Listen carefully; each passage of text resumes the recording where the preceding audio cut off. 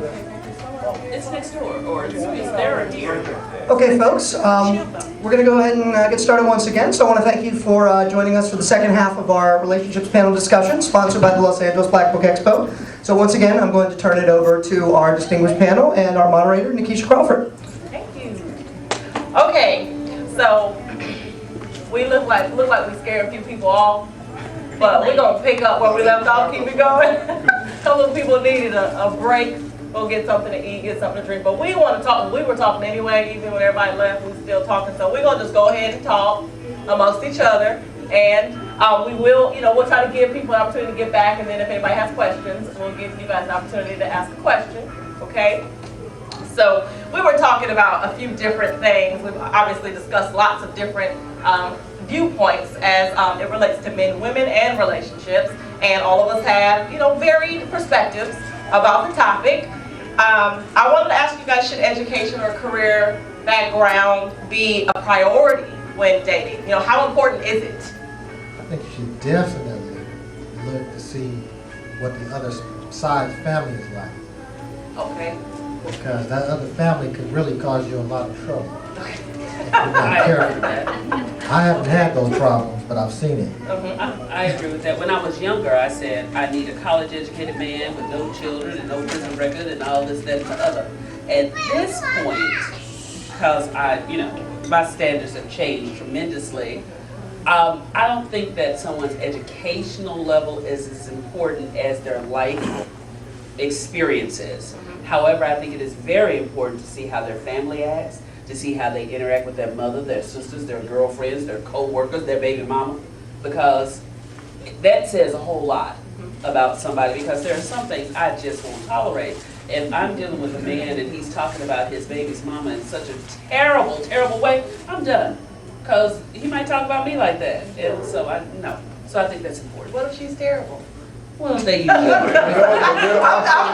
asking because she's really I know some bad baby mamas. I'm just wondering, if she is, you have the right to say she's bad.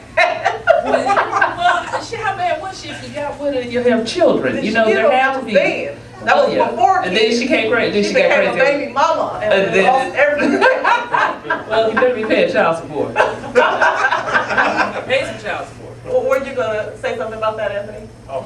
Not the baby mama, but how important that background, education background. I think it's in the me, but it's based on your lifestyle and their lifestyle. I mean, this brothers who, come on, Bill Gates dropped out of the college, so if you get rid of men with degrees, Bill Gates is out. He's one of the wealthiest men on the planet. It's about drive, it's about persistence, it's about life goals, and it's about the way they live their lives. These are men who are very self-sufficient, who are not quote-unquote higher education men, who can hold a conversation with the best of them. Shoot, Malcolm X never went to college, studied in prison, and I dare to say I would put him on the plane of any big brain in the history of the world, sitting up there and he'd be able to hold his own. So it's about the resolve and character of the person.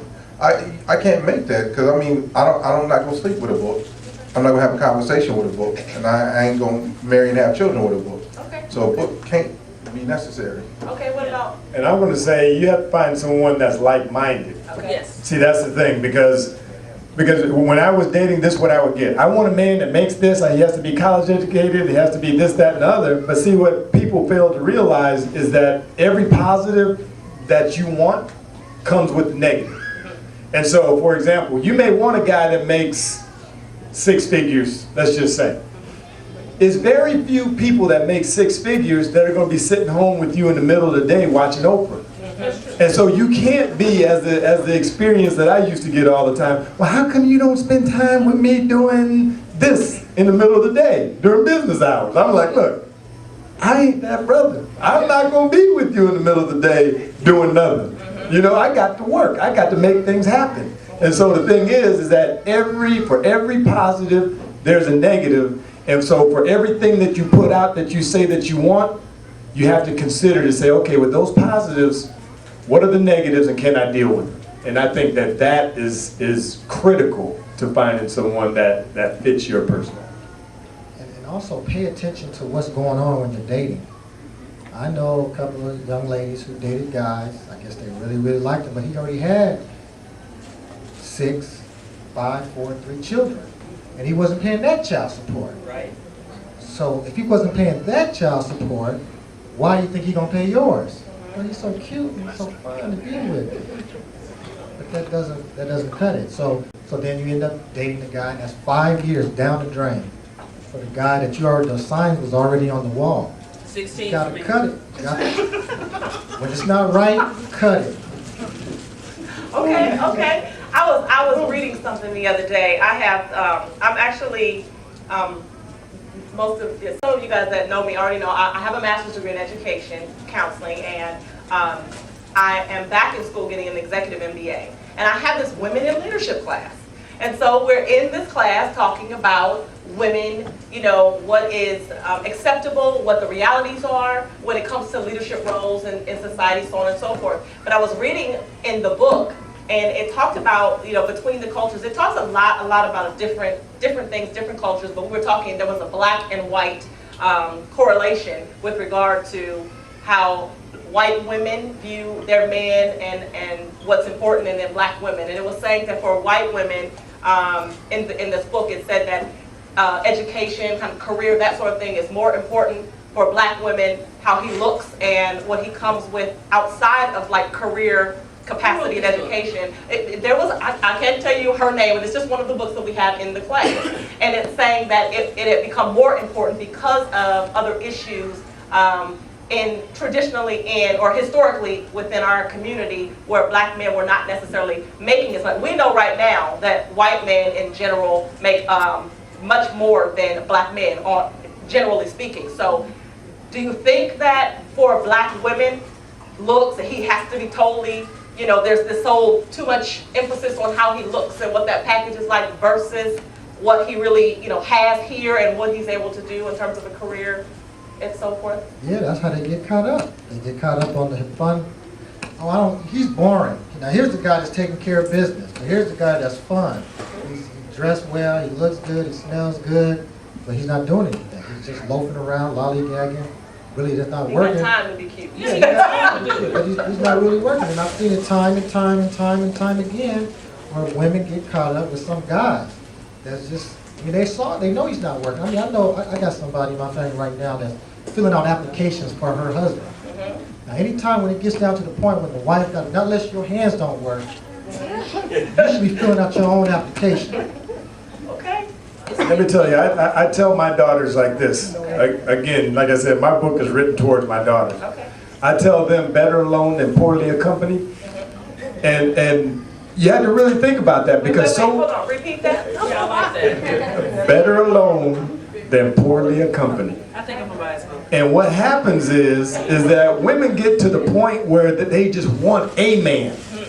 Look, it's better to have no man than to have a sorry man. And you know what? And men that don't work, let me tell y'all, man and work are synonymous. Amen. If a man doesn't work, he's not a man. I mean, in the Bible, see, I'm a very spiritual guy, and I've been kind of, you know, not putting it on the spiritual level just so we can keep it even. But you know what? Sometimes you got to go there. Well, how do you feel about And the two wives? Bible, huh? How do you feel about having two wives? Because I come. I'll be Two. But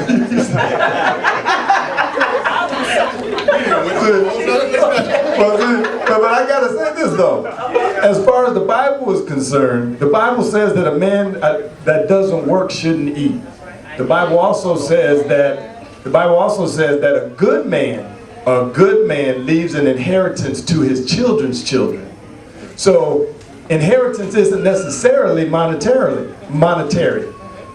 Inheritance can be educational wisdom as well, in which I put the wisdom that I've learned in the book to make sure that that wisdom is passed on to not only my children, but their children.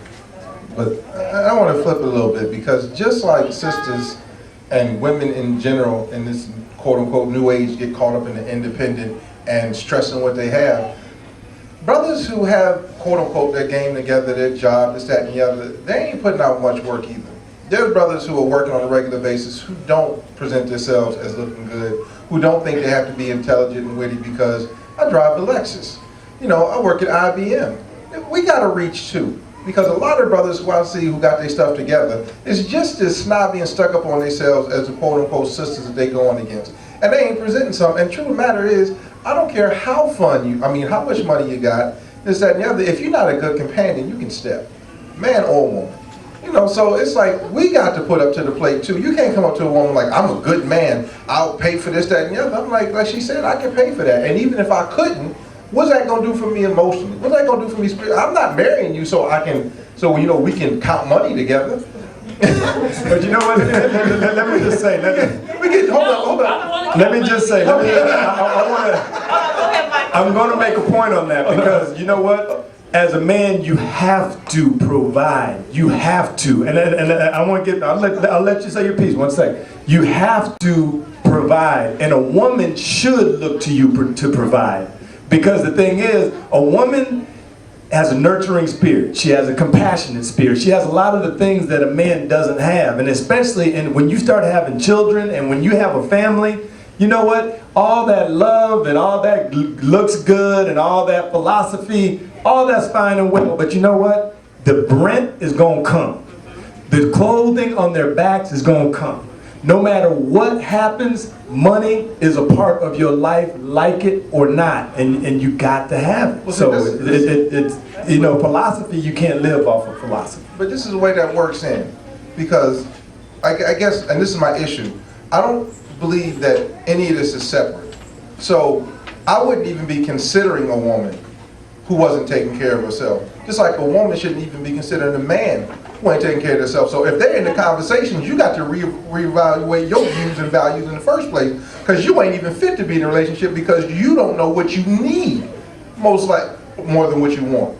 So when it comes down to it, what I was saying is, you can't say that, and I'm not putting it on you, because like I said, my mother taught, when you said the Bible said, I thought my mother said hands that don't work don't eat, because that's what I got when I was little. But the thing about it is, you cannot take one part of your existence or your psyche or your being and say this is enough to sustain everything across the board. Because the truth of the matter is, when we moved out here, as a writer and an artist, it was easier for me to stay home, and my wife, who has like 5 or 6 degrees and a year away from her PhD, to work. So I stayed at home with my son. But I dare anybody to call me less of a man, because that would be the equivalent of saying that a woman don't work when she's at home with a child. The truth of the matter is, it's what your focus is. My focus is family, culture, and God. And as long as God, my wife, and my children are all right, y'all can say what y'all want to. But you know what? That's what I was saying about the roles. Remember I said earlier, everybody got to know their role. Yeah, but the thing about it, but those roles are amoebas, and you have to move those roles based on what's necessary for your life. Okay. You can't sit up there and say, as a man, I have to provide, so I come out here as an artist and can't make the money that my wife does as a teacher, and then we got to struggle, and I got to come home and say, well, listen, baby, I didn't perform today, I didn't get a gig today, we can't eat. I would be mad enough to say, listen, I can't support you like I was doing before we moved out here. At this point, you work, I'll take care of the home. When you come home, dinner will be cooked, the house will be clean, the children will be changed, everything will be cool, and then we'll switch it up later when it's feasible. But I'm not going to go out there as a man and try to feed my family when I can't and watch them starve in the name of some pride or some ego. That is not a spiritual thing. Okay, let me jump in though, because we're talking about providing financially, but we're also talking about providing a service. Like, you're providing a service to your family. If you're taking care of your family, you're cooking, you're cleaning, your wife happens to be the one working outside of the home, you're still working. There's still, you're working to contribute to your family. So I think that was the point that Mike was making. You guys are kind of making the same point, but it's not to say if you're not bringing money, you're not contributing. And it has to do with roles. I also agree that it depends on what works in your situation. If your wife is comfortable with, okay, if I'm going to be outside the home, can you stay here and do this? Would this work for you? This works for me. We can make that work, but it depends on the couple. But I just wanted to also add, like Anthony, you mentioned a couple times about the woman who has her own. I'm going to speak because I don't have a problem with the woman who has her own. I think, and I'm going to say it, I don't have a problem with it. If I'm that woman, I actually am. I'm a married woman. My husband and I were having a conversation last night about the independent woman. And there's a song out, some of you might have heard it, called She's Got Her Own by Jamie Foxx and Neo. I love the song, one of my favorites. If you call me right now, it's on my phone. The thing is, I love the song and I don't have a problem with that. So what? I can be proud to say I am a woman who has her own, who has the kind of, ambition and motivation and so forth to go forward and push and to contribute to my family. But also, there's the balance necessary when we are trying to be in a relationship with a man who also has his own, whatever whatever that is. And you know, we do, and it kind of goes to bringing that 100% view of you and them bringing that 100% of themselves, whatever that happens to be in terms of work, what that percentage breaks down to is fine. But let's not, you know, if a woman has her own, you don't say nothing. No, it's okay to say something. Just understand when, you know, when it's necessary, and then when you are, say, if you're husband hunting or if you're just out there doing your thing, you have the right to feel absolutely proud about that accomplishment, to do your thing, to get yours, whatever makes you happy, whatever makes it work for you. That's fantastic. But at the same time, we have to realize that if we want a man, and we're trying to be in a relationship with a man, I agree, you said something earlier, Michael. Before my husband and I were married, we graduated from college, we moved to Los Angeles, and I had finished a master's degree at that time, and his father asked if I was going to be working on a PhD. And I was like, no, I'm about to work on an MRS. It's a little bit different. But I do realize there's some work there. And I don't really know much about this MRS thing, because there's no book for it. You know, I need to figure out kind of what it's going to take, and I got to learn this. At the same time, you have to understand, you know, who he is, who you are, and sometimes I think we kind of get caught up in the bad rap women who kind of have the, I have my own, it's like we're saying, I have mine and you don't have anything, and so you're not worthy. And some women do make that mistake, but not all. Some people are just proud of the hard work they put in, and they deserve to be proud of having that. Just like any man. I mean, I definitely agree. But I wanted to ask you guys, who's more likely to date down? And what are the, what are the consequences? Go ahead, all right. I just wanted to say I agree with you on everything you said there. Just because a woman has her own does not mean she's saying yours doesn't count. But I think that so many times women, black women in particular, end up dating down. I'm not saying that someone is not worthy. What I'm saying is, on an average, there are so many of us who are more educated. There are so many of us who make more money. There are so many of us in a position where we don't have 2 or 3 children, or we don't have this, or we don't have that, that is a negative against us. I'm not saying all black men have negative things. I will never say that. I will never say that all black men cheat. I will never say that. But there are so many sisters, and for us to act like this doesn't happen, who settle, who put up with, who take this and who take that. Right now I'm talking all this stuff, but if my ex walked in here right now and did this, oh, I'm out. I'm out. But he ain't gonna do it, because he ain't up. It's 4 o'clock, he's still asleep. But what I'm saying, we tend to date down, and I don't think that white women, and I have white women friends, I have friends who happen to be white, I'll say it like that. I have 2 of them. And I really think that they don't have the same constraints that we as African American women have. I'm trying to figure out how to correlate this. When Barack Obama ran for president, and I'm not going to have a political discussion, when he ran for president, I was going to vote for him. I knew I was going to vote for him, but I was so stressed out because I thought he wasn't going to make it. Not because I didn't think he was capable, but because I just knew it was going to be something to stop him. When I talked to my white friends, they actually looked me in my face and said, why did you think that? And I'm like, so to say that statement, I say it to say, white people, black people, no matter how much we have evolved in our general makeup, in our life experiences, there are expectations that we have. When you see a black woman who has her all, you know, white women are expected to have their all. They are expected to. So I think that we should be expected to just as well. You know, I'm doing fine. I mean, the economy is effed up, but I'm doing okay. I'd like to do better, but everybody's not in that boat. Everybody's not there. Can I add something on this one? No, I got the mic. No. I gotta say something. I think what we need to discuss here is the definition of dating down. Okay, because to be honest with you, I don't think, if you look at most accomplished men in America, just look across America, and then the people that we can all relate to are the people that are in the public eye, on TV or something that, you know, we can look into their fishbowl of a life. When you look out there and you look at Bill Cosby, Kobe Bryant, go across the board. As I said earlier, accomplished men don't look for someone that has what they have. And so I don't look at it as dating down because his woman doesn't make the money that he makes. I look at it like this. The fact that his own financial prowess allows him to handle the finances in his house, he's able to bring in a woman, and he's attracted to a woman, and many accomplished men have women that take care of home. And wait a minute, I'm almost done. And the point that I'm trying to make is this, is that in this country, we get too wrapped up in materialism. I run across this all the time. You've got two parents at work, you've got kids at home that aren't being taken care of, and then I get the comments, well, you know, we both have to work. This is America, we have to work. Meanwhile, these are the same friends that I have that live in a 5,000 square foot house, both drive Mercedes, they're both working, nobody's raising the kids. And so the thing is, and they're both out chasing materialism. You have to raise your children. That's the problem in our society. If you raise your children, everything else works itself out. If you don't want to raise them, don't have them. And that's what I think where we lose it, because you have got to have somebody to provide, and you have got to have someone to take care of your family. And you can't do both well. You can't. I'm really not in the absolutes. So my father worked, my mother worked, and when I say my mother worked, after my mother got divorced, she ended up, like I said, in line for Postmaster General. There's only 3 people in the entire postal system other than her.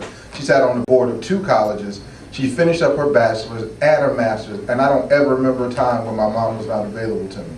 I never remember a time when my mom said, I don't have time. The truth of the matter is, we prioritize and we set what we want to set. Me and my wife, we both work at the same charter school. We are both in college now. She's finishing up her second master's. Her third will be done. Like I said, I'm finishing up my degree. And if you look at our kids, people say your kids are never short of smiling. They always say thank you, please, and I love you. And every waking moment that we're not out there, we spend the time with them. You make that time. And when there's an issue where it needs to be, we leave the job. We let the job know, listen, our family comes first. We work to do this, but God is the source. You are the mediator in between, the conduit, but we take care of it. You can do what you need to. The truth of the matter is, once you put an absolute on it, you give up, and I don't deal with quitters. If you quit, go quit. Go get in the corner, cry about your life, say it can't be done. You do. An accomplished man, and I really have to disagree with you, because my heroes, W.E.B. Du Bois, his wife was a doctor. Malcolm X's wife was a doctor. Martin Luther King, Coretta Scott was deep into everything. She was college educated. It's like the truth of the matter is, you look for what you need to complement your life or what you believe. Accomplished brothers who really want to achieve look for women who are going to complement their lives. And it's not based on accomplishment. It ain't based on how if she can stay at home and do this. It's what they need. Because me, I can stay at home, run a career, take care of the house, and make sure my kids are safe and taken care of. So I look for a woman to balance me and who can handle that. And to put a generalization like this is what all accomplished men look, that's when you start getting to those issues. Because the truth of the matter is, if y'all want to make it work, you're going to make it work. And again, there's a priority. There's a priority that you have to place. You can make anything work. Anything you can make work. But the difference is that when you go out and chase materialism because you want to as a priority over your family, when your family needs to be your priority, that's what I'm saying. There is no absolutes. I'm not saying that absolutes. There is no absolutes. I agree with you. But what I'm trying to say is that you have got to have somebody to take care of home, and you can't tell me that you can be the best you can be outside of the home and then be the best you can be at home. Those two, one of them's going to suffer, always. That's not what my father told me. Going to suffer. My father told me that you can be the best at everything you want to be the best at, and anything you get involved with, you do to the best of your ability. The best of your ability. No matter what you do on any level. And my father was 300 miles away, but there wasn't a conversation that I had about trouble that my father wasn't involved in. He kept a plane ticket on standby saying, if I need to fly down there within an hour, I can be down there to handle it whenever, every day. Free long distance, call to talk to him whenever. So no, he wasn't there physically. But your father was conscious. But that's There the thing you go. about it. Hold on. I'm gonna say this and I'm gonna get out. Being conscious plays a big role. There's a lot of people who are not conscious. You understand what I'm saying? Consciousness. But then why are you dealing with them? That's what I keep understanding. We keep throwing this mess in there. That's the question. That's why they're getting involved with these people who are unconscious all day long. And you talk to them, but they look good on the outside. They get involved with them, and then now they love It's not them. always about looks and things like that. What it is, there are people who are lonely. There are people who are needy. There are people out there and they want someone in their lives, and for that reason, those people sometimes settle. It goes back to that. And I don't want you to think I was jumping on you when I don't agree with you, because I say we ain't gonna never agree. Oh, no, But no, I'm trust just me. saying. I don't have any problem when you Thank you, disagree. darling. Everybody has their opinion, and I fully respect it, and matter of fact, I cherish the fact that you have a dissenting view. I think that she made a very valid point, but I think it went different ways. When she said, who is more likely to date down, let's just take it for what we thought that meant. What I thought that meant was between men and women, which one is going to date someone who doesn't have as much education or money or so-and-so as them. It wasn't about roles, it wasn't about all this, that, other. It's which one, men or women. Right. Women, us, black women. I That was disagree. the answer. I fully disagree on that one. But Okay, go ahead. let me jump in here. I love the discussion amongst the panelists, but I think, you know, even with regard to my opinion about that question, I think when I was growing up, I definitely thought that men were more likely, for the reasons that you kind of mentioned, because men sort of had certain things and women were building. We hadn't got to the level of accomplishment that many women are today. Today, I think I would think that's changing a bit, but at the same time, I know there obviously, you know, it does. You started off with, it depends on what you consider dating down. You know, I mean, that definitely has a lot to do with it. And a lot of the women that are out here dating, you guys probably would have some opinions about who you think is dating down more, whether you think that's men or women having to, you know, and probably because there are more women here, you might think that women are having to settle a lot more because you're being told that your standards are too high. You have this guy who needs to make this, that, and all of this, but that doesn't, we're being told that he doesn't really exist, so you need to lower your standards some. But we started to talk a little bit about Barack and Michelle and the girls, but I want to know what you guys think the impact is that they will have on our community, and the community as a whole, in terms of the black family and what that looks like. Perfect example of what I was talking about. I'm glad you brought it up. Michelle and Barack. Both of them very highly educated, successful. But now, as soon as Barack started his run for presidency, and now that he is the president, what is the first thing that Michelle did? Move her mama in. Okay, second thing. The second thing she did, she deferred and said, Barack, if you're going to be president, I've got to raise these kids. Because you can't do both well. I don't care. You can sit here and we can debate this all day. You can make it work. You can do it good. But you know what? You can't do your best at both. It's just not possible. And let me jump in. I mean, you can do your best, but it's not to there say you go. that both are going to be at 100%. That's my point. Right. You're not going to get 100% results from both. But she did that when he became president. As if you look at it, hold up. Negative goes hold later. up. Excuse me. Before the run for presidency, When she was making. she was still practicing. She didn't stop practicing until the campaign. So she was working up until. But if you look at any first lady, Hillary Clinton included, when you become president of quote unquote the free world, then the next important thing that you maintain is the sanctity of the family, and then you're in a position where you have to have somebody taking care of that. But if you look at it, when it comes down to like going back to the dating down and Barack Obama and the effect they're gonna have, and I said this about the Booker T mentality. I don't know if you know who Booker T. Washington was. He believed that if black folks worked and strived and showed like this great work ethic and success in America, that white folks would look at them different. I'm like, listen, if 400 years of innovation and surviving slavery institution of slavery, and creating and inventing half the stuff that they took credit for did not change their views on us. Us patenting something that makes ICE is not going to change it. The truth of the matter is Barack and Michelle aren't the first great black couples that this country has seen, especially those who've changed the nature of this country. So all it's going to do is be another case of a misunderstood ideal that we think that once we get presented in these high places, they're going to look at us different and we're going to date and live different. The truth of the matter is, without the motivation to change in your life, they are just symbols. And all they're going to represent is a 5-second symbol of you saying, I can do it. Then you realize the work that it takes and you're going to be right back to you. Nobody realized the work that the Obamas put in, how much dirt and grit they got to get under their fingernails to make that relationship work, and especially with their professions. Okay, let me jump in real quick. I want to make sure to make the point, because we're talking about relationships, and as we talked earlier, relationship issues go across cultures, races, all of that, religions, all of that. So we don't want to put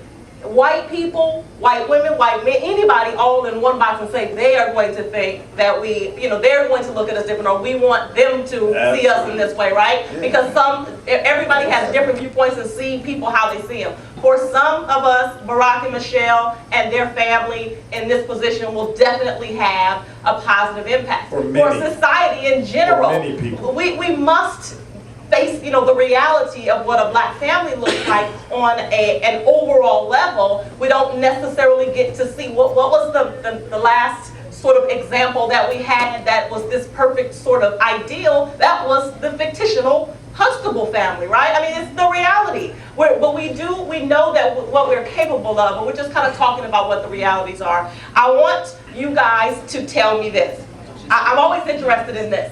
Okay, what's your opinion about this? With the perceived men to women ratio, and because we have 3 married women on here, I'm sure you guys have a lot to say. With the perceived men to women, did I say women? Yes. I'm sorry, we have 3 married men.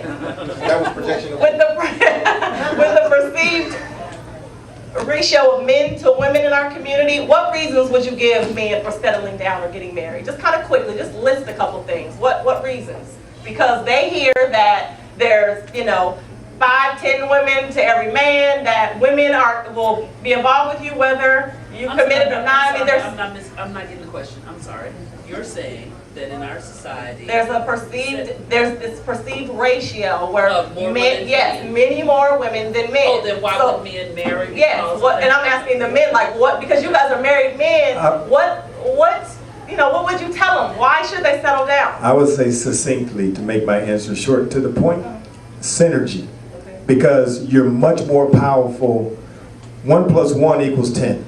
Okay? It's not just compounded. 1 person plus another person equals 2. That's not the case. You're much more powerful together than you are by yourself. You could think you want to achieve and do all these things, as I talk to a lot of guys who talk about, as soon as I get myself situated, baby, then we're going to get married. No, it doesn't work like that. Actually, you can get yourself situated significantly faster with a positive person, and you bring them together and you're much stronger together. So that's what I would say. Okay, and what do you have? What I would say is it just takes too much time to date 5 and 6 and 8 women at the same time. And No, go ahead. you can't really work on yourself. I mean, even if you're successful or not, you can't work on yourself talking to 8 different women and all of them got problems. You got to deal with 8 people, or 3 people, or 2. It's just too much time. When you just focus on one, make her happy, make your life happy, focus on the kids and yourself, and you just work on yourself and make you a better person, which in turn, hopefully the other person isn't. She will step into her greatness and raise some good children. Okay, what do you think, Anthony? Not to be condescending, but integrity, self-respect, devotion to self and your beliefs. How about having a conscience? Because when I see all this other junk, That's the reason. Those are reasons. So Like, to get one, married. have some integrity about yourself. Because you can't have integrity and go around lying about who you with. Those 2 things are impossible. You can't tell the truth and lie at the same time. Self-respect. You can't respect your body if you're going around throwing it on the Russian roulette table every other day. Common sense. Even in Muslim practice, In the Quran, it says a man can have more than one woman, but a wise man will only have one.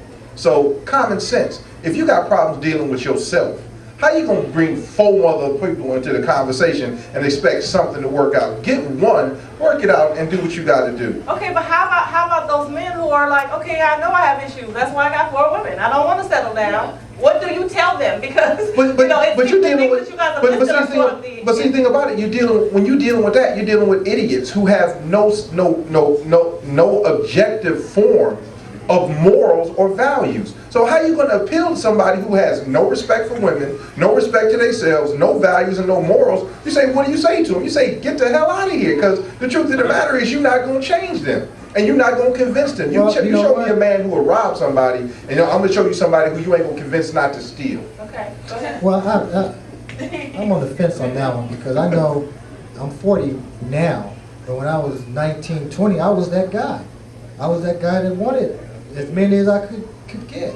Because you didn't know no better. Right, I didn't know no better, but someone did talk. Someone did say something to me that stuck into my head. It's when I was watching the Expo. I was like, wow, it ain't all about this and that and that. And I started paying attention about family. It's not what, and then I had to go to the place, why do I even need all this? I thought it was me. I said, oh, I must be this handsome hell of a guy. It wasn't me, it was them. They was just like that. It wasn't me and my charm.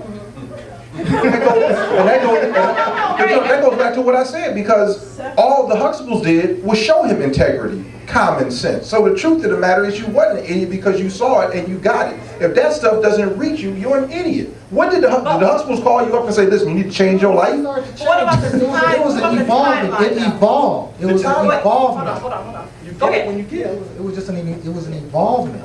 And then when I ran across, well, one thing I said is, I said the next time I find me a good woman, I'm not going to mess this up. I did say that. When I found a good woman, I didn't mess it up this time. But I was at that place where I was ready to make a conscious decision.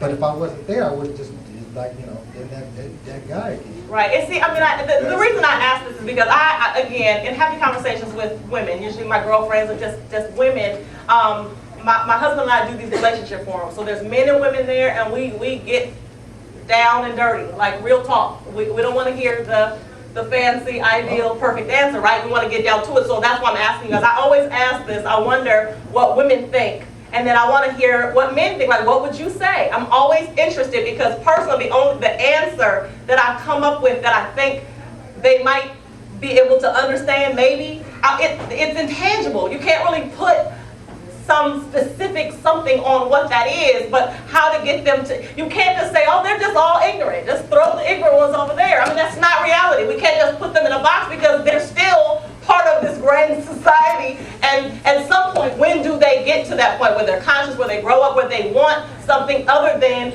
this little world where they can just have this one and that one and the other? I'm just saying from men who have decided, who have made a decision to be in committed relationships, who want to be with one woman, and like you guys have kind of a list of answers, but the things that, even if you have ever been that man, like you're saying when you were 19 or 20, what things were there specifically that somebody could make you think having one woman and working together with her and building your life is better than having 3 women who are, this one got everything you need there, she got the body, she has the money, she has the this, she's doing that, she answers that when you, what thing makes him think this is better? Let me just add on that one, because I've been there. I've been that guy because I dated 30 to 40 years old. That's, to most people, that is like prime time. I've been there, done that. And the difference is when you have a purpose that's greater than self. And I think that's when you sit and you look at it and you say, okay, if I wanted to be president, you can't be hoeing and be president. Okay? Well, again, but my point is, you're going to be married.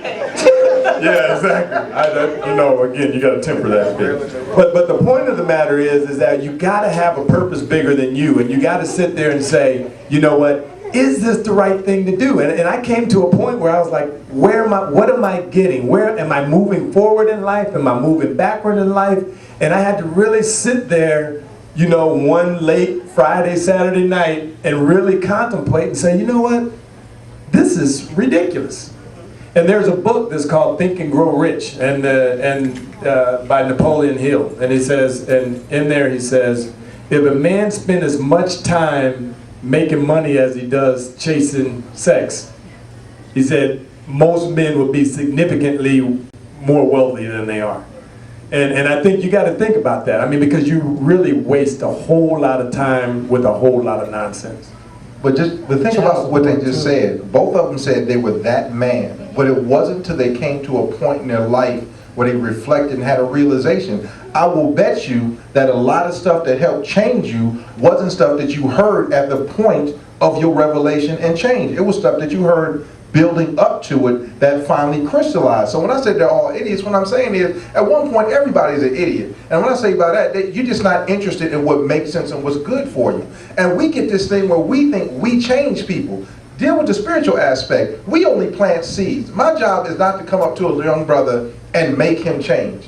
My job is to come up and plant the seeds that he needs in his life to change, to be that example that he needs to see to change. And if he doesn't want to change, I'm here for you, but I'm not going to sit here and fight with you, because I'm not here to fight with you. Sometimes you have to learn by bumping your head, but I'm supposed to be here to bandage your head when you get bumped to make sure it don't kill you. So what happens is, what I'm saying, if you talk to people and they don't listen, they push you to the side. When I say the idiots, it's like they're not ready to change. They're content with what they're doing. You let them do that. You steadily be that change. You steadily plant that seed. And then when they're ready to come, they're going to come. But there's nothing that you're going to say that's going to magically walk up to somebody, you say something, they change. Because if that happened, they were in the process of changing before you came up there, and you just came there to crystallize it. Ain't nobody who was never ready to change or facing something in their life, and somebody walked up and said one thing to them, and all of a sudden the light came on and they changed that day. They were in the process of changing, and something came, and that was the final thing that hit them, and they walked over that point. Nobody was a total idiot one day and then walked up. Somebody said, change. Oh, good. It's possible. I mean, that's an absolute. Tony, that's an absolute, because it is possible. I mean, you do change people's lives. I mean, just by your presence. But you know what I'm saying? I'm saying the process of that change did not start Right at the away. moment you Right. spoke to them. Okay. It wasn't like they wasn't thinking about changing or changing at all until you walked up to them, and all of a sudden the light came. But how about that though? Okay, so at some point the light comes on, and it does seem like, bah! All of a sudden, all of this information you've been fed all of your life, everything makes sense. Even if it was bad stuff, at some point you go, you know what?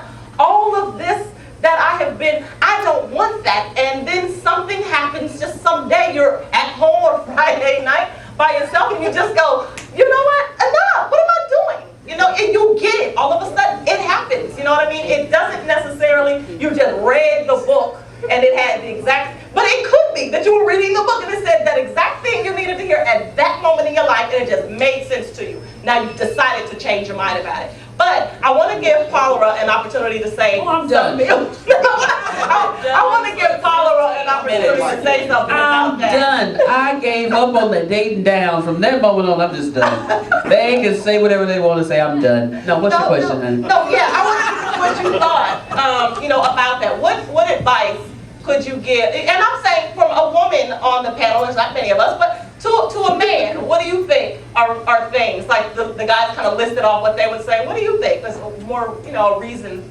I don't even know anymore. You know, things have changed, people have changed, things have progressed. So I think that people are more open now to changing their behavior. I think that there are some people who are willing to give relationships an opportunity. I think that now there are things that I would consider that I wouldn't have considered before. You know, there are things that I would do now that I wouldn't have done before. There are things, like I said jokingly earlier, now I will wash dishes in high heels and I'll do all that stuff. And before I was like, can we hire somebody to do this? So you get to a point in your life that there are certain things that you will tolerate. I don't know, I've been listening to the panel and I'm grateful to be a part of this panel, and we all have different experiences and expectations. At this point, I don't know what it is that you have to say to that man to make him say, damn, Paula was a good woman all along and I just effed up. I don't know. I don't know what can be said, but I don't want you to think I've totally checked out. I'm just listening now to see when I'm gonna jump in, but right now I ain't got nothing to say. But you know what's an important thing to realize is that, especially women dating men, I mean, just from hearing our answers, what's important, I think, to pass on, and I pass this on to my daughters, is that men go through a maturation stage. And if you find a man, you can either find him at the beginning or you can find him at the end. And your job is to make sure that you look at him and analyze him and figure out, you know, is he just coming into his own, or is he just getting to the point where he's, for example, let me give you an example. In high school, you got guys that were the little geeks, never talked to anybody, didn't have a girlfriend, didn't have anything. Okay, but then you had the quarterback on the football team who had all the girls in high school. Okay, so he got a chance to date, he got a chance to sow his oats, do all the things that, whatever he wants to do. Now, the guy who didn't have that attention, as he matures, he goes out there and now he's making the money. You know, let's say he's 40, okay? He's got the car, he's got the house, he's got the look, he's got all that kind of stuff, and it took him a little time to mature and blossom, but now women are paying him attention. Now, if you get the guy at that point, you're in trouble, because he's just now getting attention, and he's just now figuring this whole thing out, like, oh, who, me? You like me? And you do too? Oh, okay, so if you catch him at that point, you're in trouble. And I tell my babies, I'm like, look, really analyze where he is. If he's been there, done that, and you can tell that he's at the end of that maturation stage where he's like, hey, I know who I am.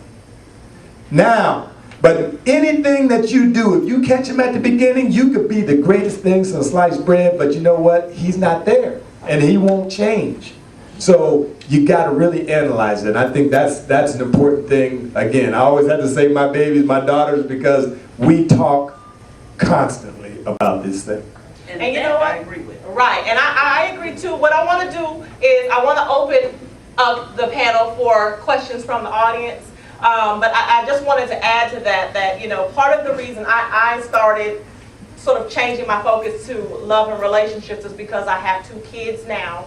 My daughter is going to be 2 and my son is 3. And I thought if not just me and my relationship with my husband, but in our community in general, because I believe that the family is core.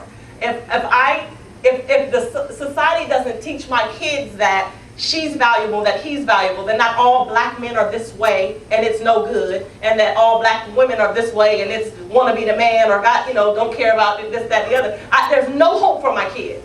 And so I'm like, I really want us to be able to talk about this issue, just at least talk about the issues, get them out, because we are not even necessarily on the same page about what the issues are.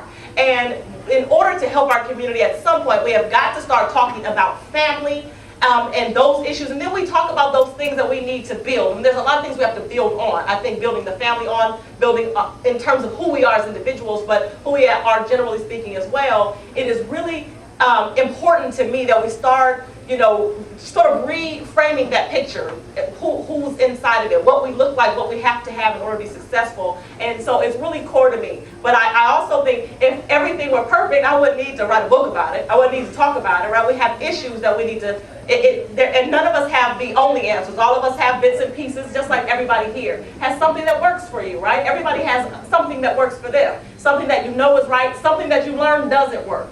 And the reality is that we need to share what doesn't work and what does work, you know, in a manner that is effective to our peers, so that real pictures instead of the ideal pictures are the things that are shaping what our relationships become. Nobody lives up to this ideal because it looks this way when you get inside that house and like, what? Wait a minute, where did all this come from? And I just want us to be able to have conversations where we talk about the different perspectives, the different viewpoints, and it all really comes down to what works for you as an individual. Everybody here is gonna, you know, like Paula mentioned, what she wanted at one point, you know, or what she thought at one point, that's changed. And that's life, right? It's growth. All of us thought something at one point and then we started evolving, and our opinions should change. You know, we should get to a point where we don't know exactly what's going on. But I just wanted to, let me get over here to the audience real quick. Can I piggyback on something you said real quick? Just 2 seconds. Real quick. My boy was was in Chicago, and his boys tried to get him to go into a strip club, and he said, "I'm not going in." They're like, "Oh, you getting sedated?" He said, "I have a daughter." He said, and at this point I realized that I don't want that to be an option for her. And I don't want to be a reason that's an option. And now it's my job to make sure that people are raising men so she has an option for a man when she gets older. And that's what you're saying about changing the ideal, asking those questions and evolving. At one point, we got to look at what's our responsibility to those coming after us, and are we keeping that responsibility and force ourselves to live up to that ideal? Because if we don't, we're going to be in these conversations forever. Right. And I mean, the reality is we're going to be in these conversations forever because we're going to always have problems because people are not thinking the same and on the same page. But you can strive for your ideal. It's just not always the same ideal. We don't all have the same image of what must be. But there's also something very, we got to be careful about what exists inside of that frame and putting ourselves inside of that without knowing what it took to make that picture. So I want to pass the microphone around and give everybody an opportunity, those that have questions, an opportunity to ask the panel a question. Anybody here have something that you want to? Okay, good. Tell us your name. My name is Sho. I'm living in LA. I'm not from here, so upon moving here, I've ran into numerous black men who, one, don't particularly like or date black women, and two, who say that they don't do manual labor. Now, I'm wondering what's up with that. Okay, and before we answer the question, I want the panel, because of course we want to get to a lot of questions, but be quick. You don't have, everybody doesn't have to answer it, but if you have something, let's try to be quick with our answers. I just have a quick question. Is manual labor a euphemism for something? What, Yeah. you mean they don't work? Basically, men who feel like they don't have to do the manual labor, like fixing things, hand to the plow, and they're just supposed to be cute, be funny. Because it's LA, baby. It's LA. Yeah. That's the answer to that. What's the next question? It's LA. I'm sorry. I just but I'm from somewhere else too. I'm from Texas. And where I grew up, there were men who had jobs, and there were men that looked like men and everything. But this is, you have to accept the fact that this is Los Angeles. Everybody's an actor. Everybody's in entertainment. They don't know how to change a light bulb. They know how to memorize lines. So what you are going to find here you're not going to find that brother that can change the light bulb. Now, if you can find that brother that can call the brother that can change the light bulb, then work with that. I have a question. I grew up in LA, but when I was a senior, I moved out to a place called Diamond Bar, which is in the suburbs. Well, we were the first graduating class, and it was like only maybe 5% black and the rest was white. But a lot of my friends, when I got there, they mentioned that. They said, well, we don't date the sisters, we date the white girls. And I said, oh, okay. So, but the reasoning behind it, let me tell you what the reasoning was. Because, and what I realized is, they could say some crazy stuff or some stuff that didn't make sense, and they used to go for it. So these guys used to run around Diamond Bar dating all these different girls, which when I grew up in Los Angeles, and I went to Westchester, they didn't go for that. I could say just anything, date a girl, and they would just believe it. So what I'm saying is, my friends were doing it because they could get away with, I'm gonna say, quote unquote, murder. Now, the other part of that question, when you said he doesn't do manual labor, next time someone asks you that question, you ask him, what do you want to do? And if he says, I don't know, you better run as fast as you can. And I'm dead serious, because if you're 25 and older, and someone asks you, if you're not doing anything, and they ask you, what do you want to do in your life? And they say, I don't know, I'm still thinking about it, I really don't know, run. Especially if they don't want to do any manual labor, but don't know what they're going to do. Okay. Don't look back. Don't even take his calls. I'm very serious. I'm very serious. Anybody else have a question for this distinguished panel or a comment for the panel? Yes. You didn't think I brought you guys in here just to sell books, did you? So I'm in a situation, I've been thinking a lot, I'm asking you guys for some advice on this. Date the sister. I've been thinking for a couple weeks now, and I've realized that I am in love with somebody. The problem is, this person I'm in love with dumped me 4 months ago and is now dating a guy twice her age. And basically I'm sort of getting myself geared up to reapproach this woman. What is the one thing that I should definitely do and the one thing that I should avoid doing? Great question. Who wants to tackle that? Quickly. Well, I would, first of all, I would find out why and what happened the first time. What happened wrong? What Yeah, went wrong? What went wrong? What you do wrong the first time, Matt? And then the second one would be, what do she like about this other person? What's working? So what did you do wrong the last time, and what's working in this new relationship? What's the real core reason is why she's over there?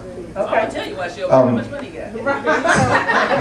My question would be, though. I don't think that's a concern. Well, she's not worried about the money. We talked about the But restrictions being different. my Remember? question is, why are you using love as a justification when you don't have a real reason to do what you're doing? Because so far, you haven't mentioned whether she wants to be with you, whether you love her because you want the best for her, or whether you love her because you want to be with her. So there's two different things. Loving and wanting to be with her ain't loving and wanting the best for her.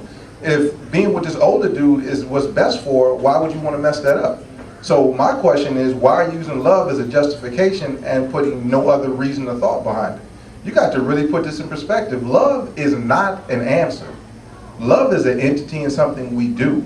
I can't be like, why'd you hit him? I love her. Why'd you leave? I love her. No. Okay, so you're saying that maybe Matt should consider whether he loves her for, to be with her, or, consider these things, because we don't know that he hasn't thought about that. So we can't just make the assumption that he loves her because, you know what I mean? Well, the thing about it is he said he's about to approach her, right? So you're about to approach somebody in a relationship to tell them that you love them. What for? How about because he loves her? Right. That's a very self-centered thing, because you're not considering whether the love that she has with him is complete and whether they're happy. What you're considering is that you love her, and that's the bottom line. Okay, but how about this? If she doesn't know that you love her, perhaps, that has something to do with how she feels about another relationship situation, or how she feels about you. We can't draw That's some answers, movie but stuff. we don't want to. That's some real movie stuff. I mean, if love is not considered, how many of us is love not, this kind of, this feeling initially that you want to act on? I mean, it moves us, right, to a point where we want to act. So I'm not saying, we don't want to say, no, you know what, forget it. But if you are in love with her, he's just saying, what's something I should definitely, don't go over there and do what? And then how about go over and do this? He's not asking you to justify for him whether he loves her or not. I mean, if you want to look at more information about the books, they're over there. All the information about the books are over there. Everybody pretty much has websites here. Everybody has lots of information. I'm going to go ahead and pass it back to Matt at this point. Can I make just one announcement? I just want to, since you guys are here, real quick. As you ain't gonna happen. it's not the same. I'm in this month's Ebony with Terrence Howard. Here alone. Guys, let's keep supporting. Okay, we're going to give it back over to Matt so we can wrap up. I just wanted to remind everybody that when you're checking out today, just let your cashiers know that you're shopping for the LA Black Book Expo, and a percentage of whatever you buy today is going to help them out. That includes over in the cafe as well. So if you're picking up any snacks on the way out, just let them know that with the Book Expo, they'll be able to help out to put great programs like this on. And the one piece of advice that I can give today, Hollera, always remember, as long as you got the apples, ain't no point in closing the stand.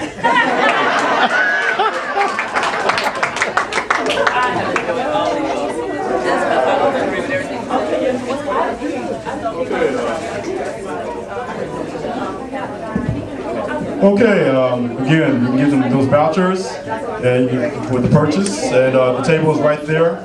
They'll be happy to sign the books for you. Got a couple of announcements. The 14th, a 50th anniversary of Black Orpheus, the movie Black Orpheus, is